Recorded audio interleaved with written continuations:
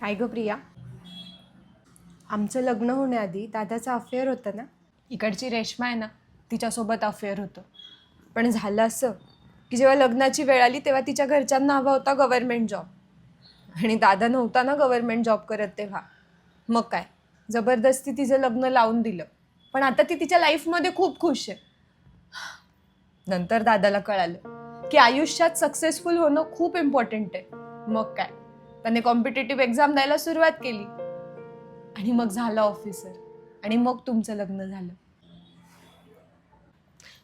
वहिनी, तुमचं पण अफेअर होतं ना.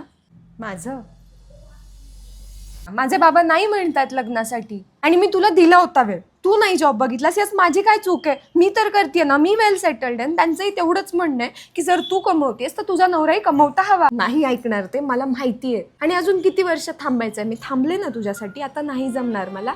आणि माझं लग्न ठरलंय, तुला माहिती आहे त्या मुलाची सॅलरी किती आहे? गव्हर्नमेंट जॉबला आहे तो. अजून काय पाहिजे मला? मी आयुष्यभर खुश राहीन, घरात बसून राहीन. या समाजातलं सगळ्यात घाण सत्य काय माहितीये तुम्हाला? एक वेळ मुलगी कमवती नसली, हाऊसवाईफ म्हणून आयुष्यभर घरात राहिली ना, तरीही लोक तिला काहीच म्हणणार नाही. पण एखाद्या मुलाचा जॉब सुटला किंवा तो खूप दिवसांपासून घरी असेल ना, तर त्याच्या घरचेच त्याला रिस्पेक्ट देत नाही. त्याला विचारत नाही की बाबा तुझा प्रॉब्लेम काय, तुझं दुःख काय.